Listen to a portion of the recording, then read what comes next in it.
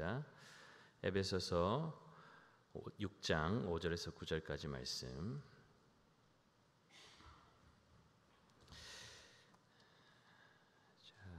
한 절씩 교독하고 마지막 절 함께 읽겠습니다. 종들아 두려워하고 떨며 성실한 마음으로 육체의 상전에게 순종하기를 그리스도께 하듯 하라. 눈가림만 하여 사람을 기쁘게 하는 자처럼 하지 말고 그리스도의 종들처럼 마음으로 하나님의 뜻을 행하고 기쁜 마음으로 섬기기를 주께 하듯 하고 사람들에게 하듯 하지 말라. 이는 각 사람이 무슨 선을 행하든지 종이나 자유인이나 주께로부터 그대로 받을 줄을 알미라. 함께 읽겠습니다. 상전들아 너희도 그들에게 이와 같이 하고 위협을 그치라. 이는 그들과 너희의 상전이 하늘에 계시고 그에게는 사람을 외모로 취하는 일이 없는 줄 너희가 알미라. 아멘. 우리 귀한 믿음의 지체들 인사하겠습니다. 사랑하고 축복합니다. 꼭 은혜 받고 갑시다. 네, 감사합니다. 눈을 조금 맞추셔야 돼요. 네, 고개만 뜩뜩하시면 안 돼요. 네, 감사합니다. 오늘도 귀한 믿음의 지체들과 함께 예배드리게 돼서 너무나 감사합니다. 우리 성경학교가 오늘까지긴 하지만 어저께 또 비가 많이 내리는데 금요일부터 우리 교사들이 또 나와서 또 회사도 빨리 마치고 와가지고 월차 내고 와가지고 또 이렇게 수영장 설치하고 천막 설치하고 또 여러 가지로 섬겨주셨는데 우리 귀한 교사들 수고했는데 박수 한번 격려하겠습니다. 너무 수고 많으셨습니다. 옆에 앉아 계신 분 교사 하시는 분 맞아요? 잘 모르시죠? 나중에 아시는 분은 너무 수고했다고 격려해 주시고요. 이 특별한 여름 기도하면서 준비했는데 하나님께서 분명히 우리 아이들에게 예수 그리스도가 심겨지는 그 일들을 행하셨음을 믿습니다. 이 아이들의 삶에 언제 열매가 드러날지는 모르지만 심어놓으면 하나님의 때에 열매 맺고 자라게 되는 역사가 일어나는 것을 믿고 끝까지 뿌리고 심고 물 주고 기도하고 그렇게 격려로 우리 다음 세대들을 건강하게 세우는 모든 성도님들 되시기를 예수님의 이름으로 축복합니다. 자, 우리 암송 구절 한번 하고 말씀 나누겠습니다. 함께 읽겠습니다. 그러므로 사람이 부모를 떠나 그의 아내와 합하여 그 둘이 한 육체가 될지니 이 비밀이 크도다. 나는 그리스도와 교회에 대하여 말하노라. 아멘. 한번 하겠습니다. 사람이 부모를 떠나 그의 아내와 합하여 그 둘이 한 육체가 될지니 이 비밀이 크도다.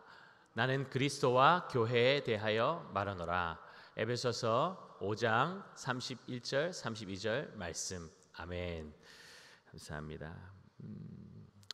오늘 말씀의 제목은 하나님 나라를 심는 사람들. 함께 말씀의 은혜 나누도록 하겠습니다. 에베소서 5장 8절은 우리의 정체성을 이렇게 말씀하시죠. 너희가 전에는 어둠이더니 이제는 주 안에서 빛이라. 빛의 자녀들처럼 행하라. 아멘. 여러분 자신의 정체성을 아는 것이 왜 중요합니까? 정체성에 따라서 삶의 목적이 달라지기 때문이죠. 어둠 속에서는 어둠에 감추어진 일들이 일어납니다.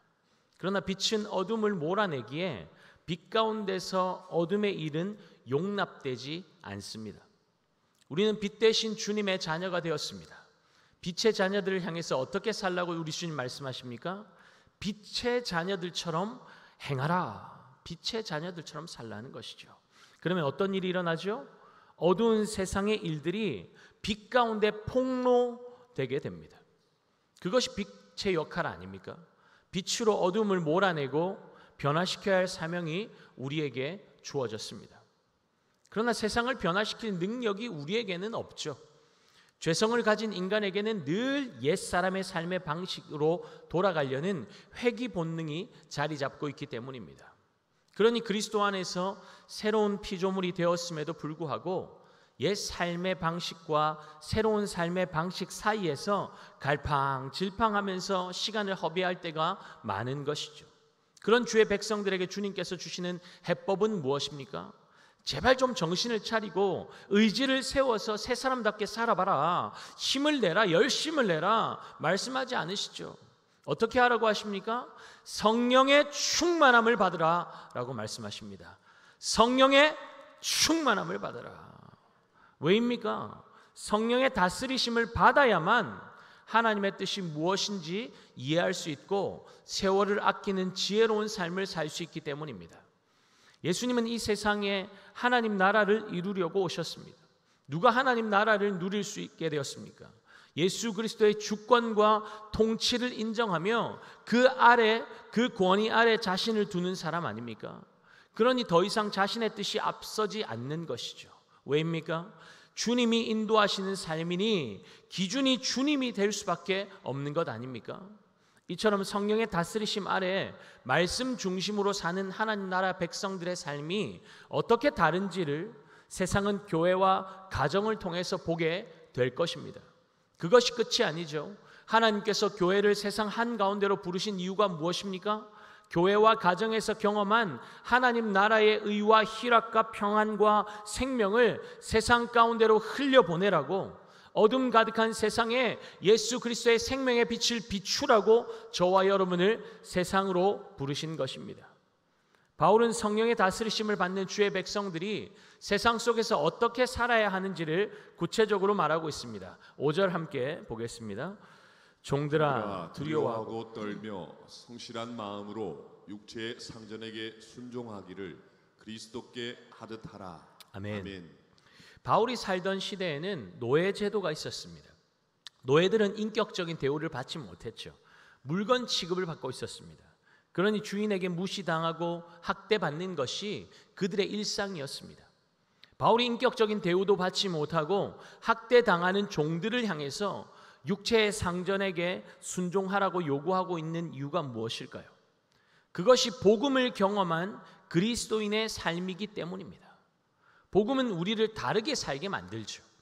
예수 믿는 순간 우리의 삶의 기준과 목적이 바뀌지 않았습니까? 삶의 가치 체계도 달라졌죠.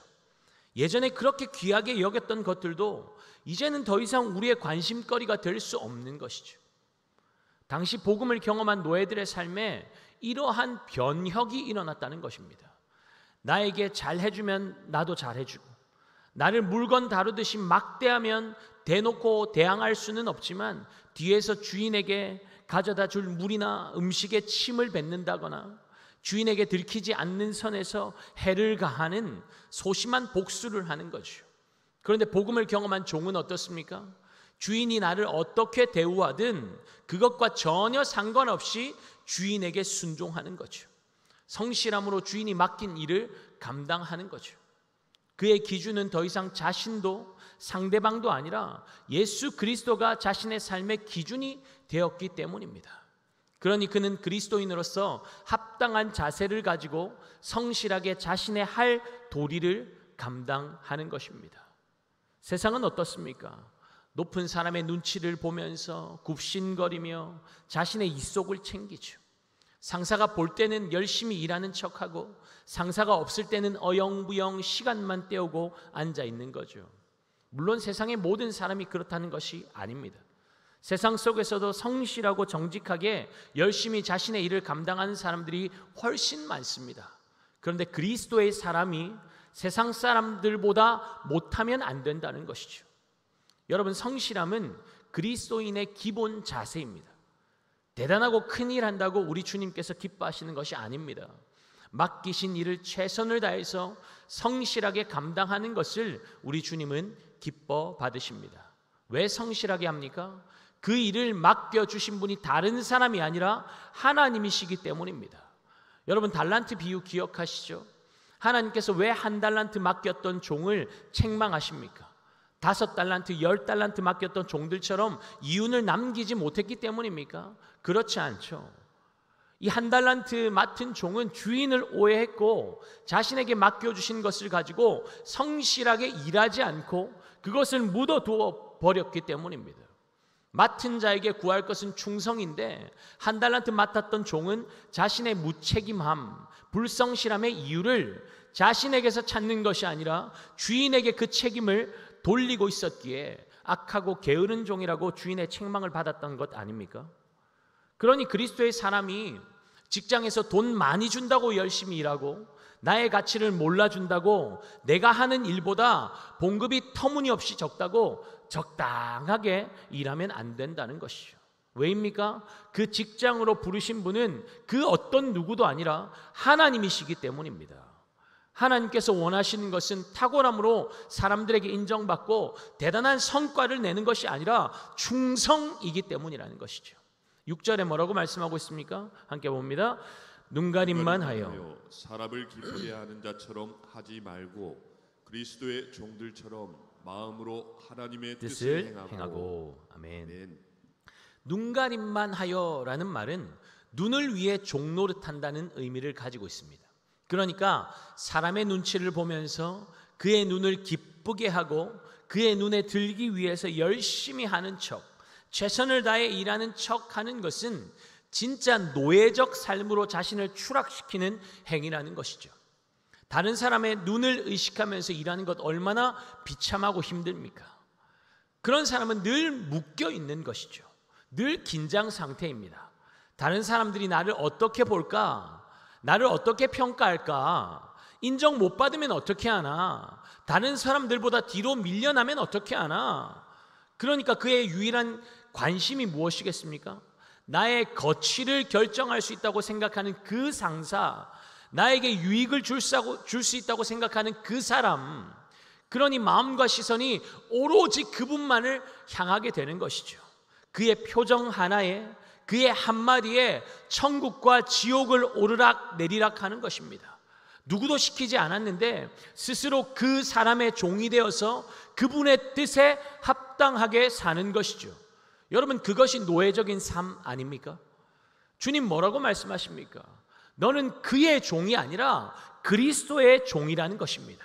그리스도의 종은 사람의 뜻이 아니라 하나님의 뜻을 행하는 자라는 것입니다. 여러분, 이것이 우리의 정체성입니다. 그리스도인은 어떤 사람입니까? 그리스도를 주인으로 모시고 그분을 따라 사는 자가 그리스도인 아닙니까? 그러면 누구를 기쁘시게 하는 삶을 살아야겠습니까? 나의 주인이신 주님을 기쁘시게 하는 삶을 살아야 하는 것이지요.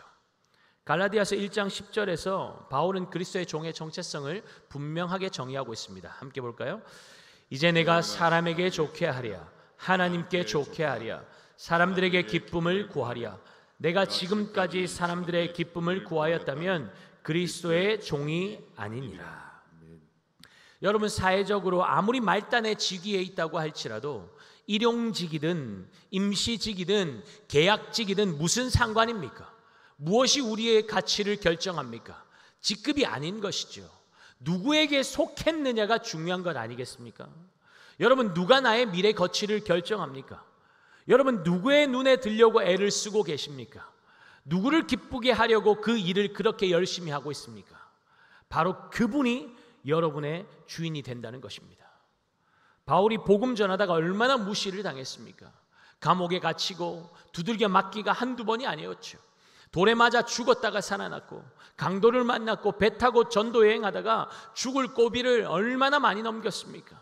몸은 만신창이가 되었고 멘탈도 요즘 말로 탈탈 털렸습니다. 복음을 위해서 내가 이런 희생과 수고를 감당했는데 하나님 나에게 어떻게 이러실 수 있냐고 그가 하나님을 원망, 불평하던가요? 그렇지 않죠. 오히려 뭐라고 말합니까? 나의 삶의 목적은 하나님을 기쁘시게 하는 것이다. 내가 만약 사람 눈치 보고 사람을 기쁘게 한다면 그리스도의 종이 아니다. 당당하게 고백하는 거죠. 왜입니까? 자신은 그리스도의 종이라는 종의식이 있었기 때문입니다. 분명한 종의식이 그에게 있었어요. 여러분, 에베소서 3장 7절에 바울이 자신의 정체성을 뭐라고 말하고 있습니까? 한번 함께 보죠. 이 복음을 위하여 그의 능력이 역사하시는 대로 내게 주신 하나님의 은혜의 선물을 따라 내가 일꾼이 되었노라. 아멘. 바울은 자신을 일꾼이라고 말합니다. 일꾼, 디아코노스, 식사할 때 시중 드는 하인을 말하죠. 그런 일꾼이 된 것이 뭐 그리 대단하다고 바울은 하나님의 은혜의 선물로 자신이 일꾼이 되었다고 얼마나 감격스럽게 말하고 있습니까? 이처럼 바울은 예수 그리스도의 복음을 시중드는 하인으로 종으로 부름받았다는 이 종의식을 확실하게 가지고 있었습니다. 복음을 위해서 자신을 하인으로 섬길 수 있도록 끼워주신 것만 해도 감지덕지하다는 것입니다. 그러니 그의 관심은 자신에게 있지 않은 것이죠.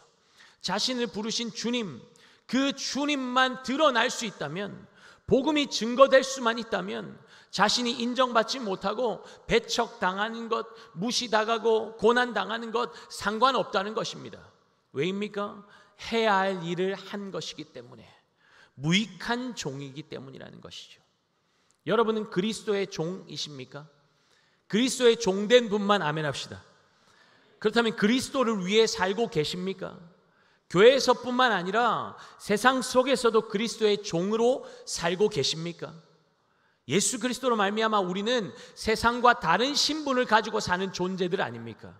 세상에 속해 살지만 세상을 초월한 하나님 나라의 백성들이 여전히 세상의 가치와 신분에 매여서 종노릇하며 살고 있다면, 세상 것들 추구하며 살고 있다면 그것만큼 안타까운 삶은 없는 것이죠.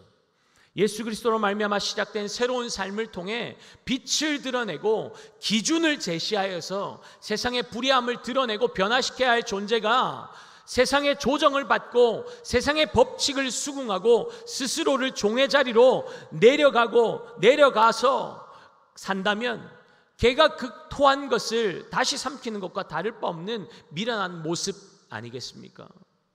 로마서 6장 16절입니다. 너희 자신을 종으로 내주어 누구에게 순종하든지 그 순종함을 받는 자의 종이 되는 줄을 너희가 알지 못하느냐. 무슨 말입니까? 누구를 불문하고 순종하는 대상에게 종이 된다는 것입니다.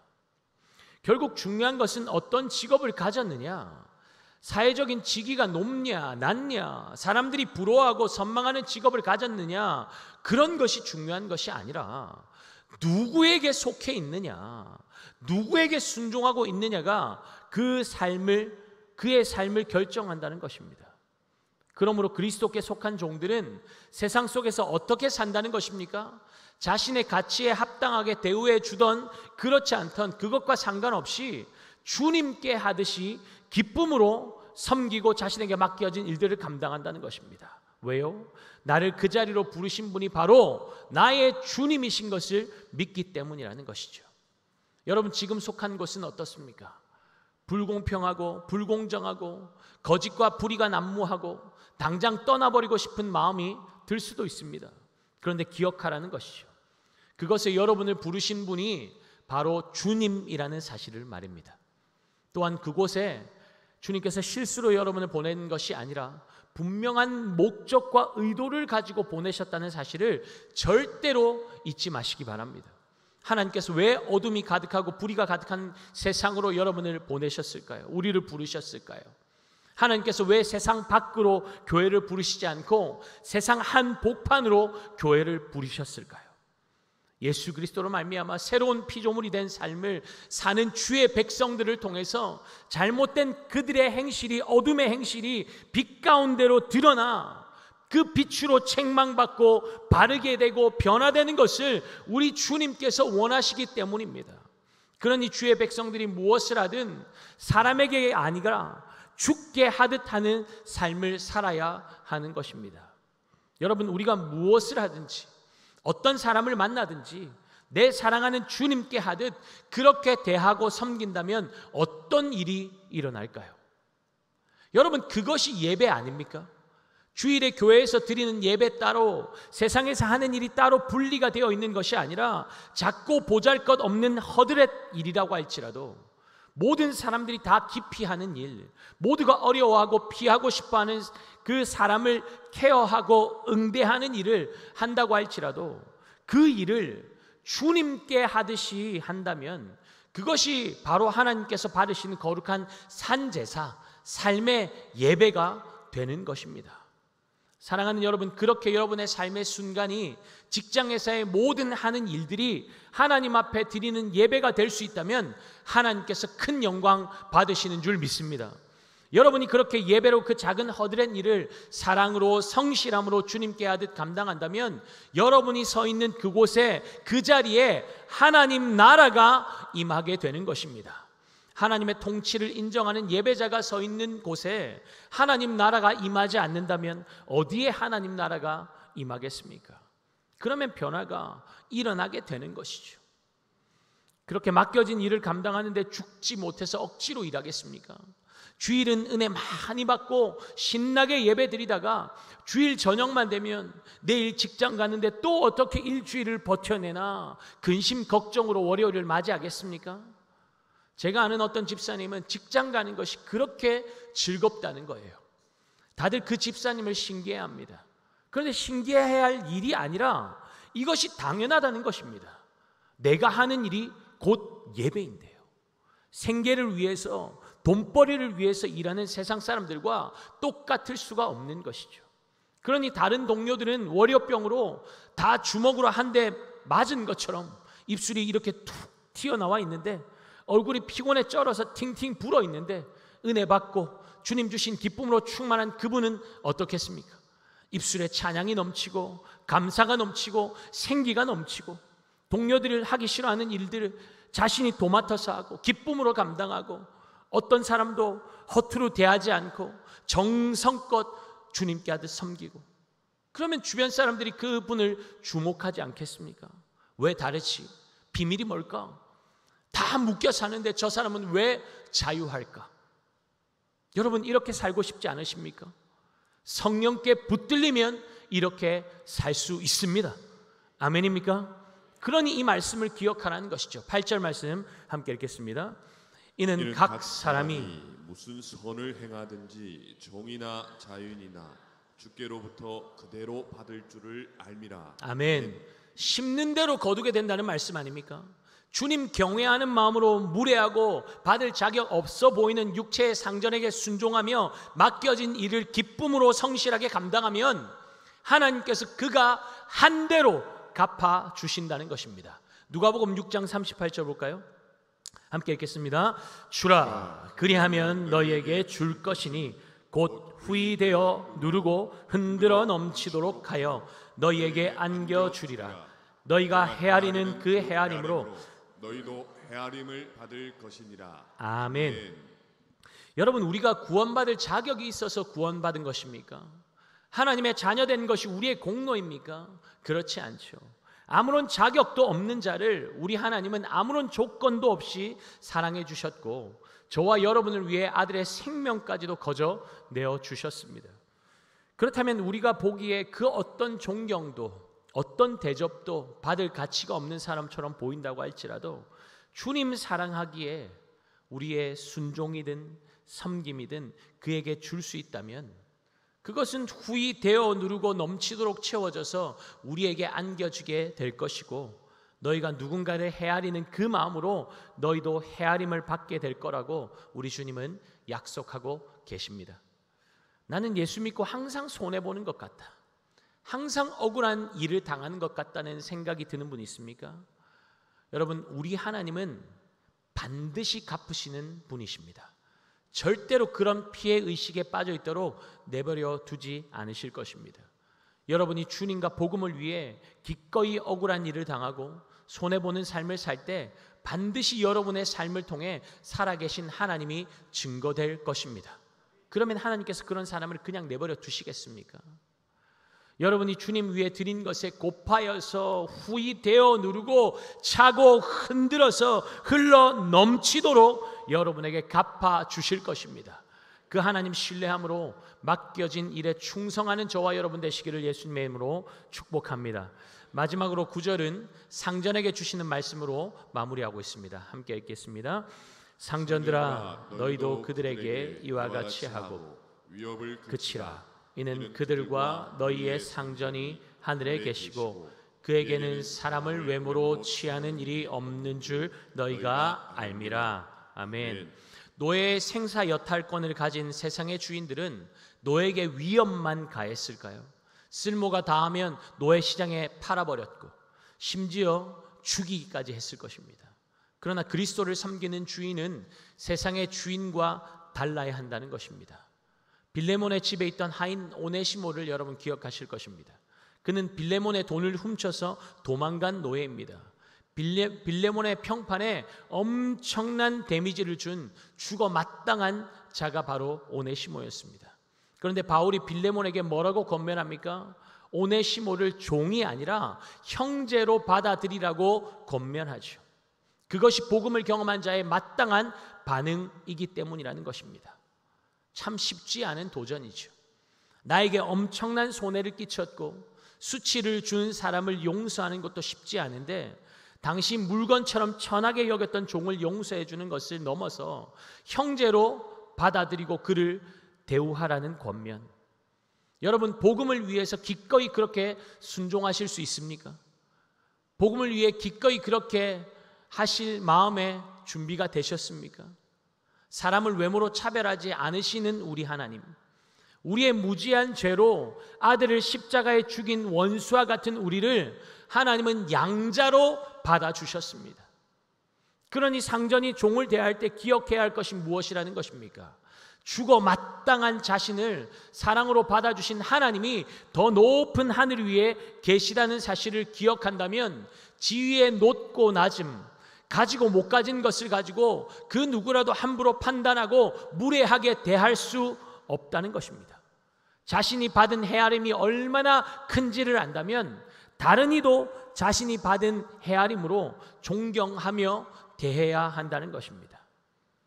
여러분, 식당에서 서빙하는 분들, 전화 상담하는 분들을 함부로 대하고 폭언을 하는 분들 이 자리에는 없기를 바랍니다.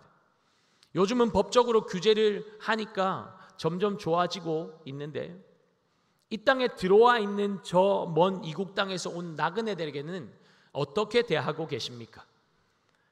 예전에 함께 사역하던 목사님이 네팔 뿌리였는데, 외국인 노동자들이 한국에 와서 제일 먼저 뭘 배울까요? 욕을 배우고 빨리빨리 해라는 말을 배운다고 합니다. 그런데 이분은 은혜 받고 목회자가 되었으니 욕은 할 수가 없고, 자신에게 너무나 무례하게 대하고 함부로 하는 분에게 하는 가장 심한 욕이 있는데, 저는 그 욕이 무엇인지 들었습니다. 어떤 목사님이, 이 네팔 목사님이 해야 할 일을 안 한다고 은근히 무시하고 계속 추궁하니까 이 네팔 목사님이 상대 목사님에게 이런 욕을 했습니다. 알았어요, 사장님. 외국인들에게 사장님이 얼마나 나쁜 사람이라는 인식이 생겼으면 그가 할 수 있는 최고의 욕이 사장님이었습니다. 얼마나 존중하지 않고 얼마나 함부로 대했으면 그럴까요? 문화도 익숙하지 않고 언어도 잘 되지 않는 외국인들, 고향을 떠나와서 마음이 허전한데 이 힘든 코리안 드림을 안고 돈 벌어서 가족들 잘 살게 해주겠다고 한국 땅에 와서 외롭게 살고 있는 나그네들에게 우리는 어떤 모습으로 다가가고 있습니까? 섬기는 자입니까? 군림하는 자입니까? 1905년 미국 선교사 테이트가 전북 김제 금산리에 복음을 전하면서 금산교회가 시작되었습니다. 말을 관리하는 마방의 주인이자 지역 양반이었던 조덕삼은 자신의 사랑채를 예배초소로 내어놓을 정도로 헌신적으로 교회를 섬겼습니다. 그 영향으로 조덕삼이 부리던 머슴이었던 이자익도 예수님을 믿게 되었죠. 그 금산교회가 차츰 성장하여서 장로를 피택하게 되었는데, 놀랍게도 김제 지방의 유지였고 금산교회의 재정을 모두 감당하고 있던 주인 조덕삼은 떨어지고 머슴 이자익이 장로가 되었습니다. 어땠을까요? 그런데 조덕삼은 이것을 하나님의 뜻으로 겸허히 받아들이고 겸손하게 성도들을, 교회를 섬깁니다. 그리고 이자익을 평양에 있는 한 장로의 신학교에 보내어서 신학을 공부하도록 지원까지 하죠.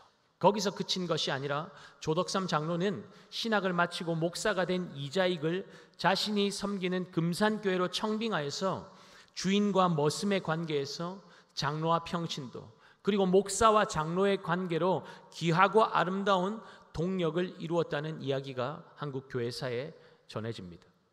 여러분, 이것이 어떻게 가능합니까? 주인이 하인을 오히려 더 섬기고 희생하며 존중할 수 있었던 것은 하나님께서 자신의 상전이심을 알았기 때문 아닙니까? 이것이 예수 그리스도로 말미암아 임한 하나님 나라의 아름다운 모습입니다. 높은 자는 자신의 편의를 위해서 희생을 강요하고 낮은 자는 자신의 권리를 찾아내겠다고 투쟁하는 세상 속에서 하나님 나라 백성들이 이루어가야 할 새로운 공동체가 바로 이러한 모습 아닐까요? 세상이 우리를 통해서 보기 원하는 것이 바로 이런 것 아니겠습니까? 대접받고 싶으십니까? 먼저 대접하십시오. 무례하게 대하는 사람을 만날 때 왜 화가 날까요? 내가 높아져 있다는 증거 아니겠습니까? 더 낮아져야 하는 거죠. 더 겸손히 섬기는 자로 서는 우리 구미강동교회 성도들 되기를 바랍니다. 우리 주님의 이름은 그러면 더욱더 높아지게 될 겁니다. 내가 낮아지면 주님은 높아지세요. 내가 높아지면 주님은 낮아지시는 거예요. 작은 일이라도 주님께 하듯이 귀하게 사랑으로 감당하면 그 일을 통해서 예수 그리스도가 드러나게 될 것입니다. 그러면 세상은 그곳에 예배자로 서 있는 그 사람을 통해 하나님 나라를 보게 되는 것이죠. 기억합시다. 저와 여러분은 세상 가운데 하나님 나라를 심는 일꾼으로 부름받은 자들입니다. 맡은 자에게 구할 것은 충성이라고 하셨으니 주님을 사랑함으로, 경외함으로, 성실함으로, 기쁨으로 세상을 섬기는 그리스도인들 되시기를 예수 그리스도의 이름으로 축복합니다. 우리 다 함께 자리에서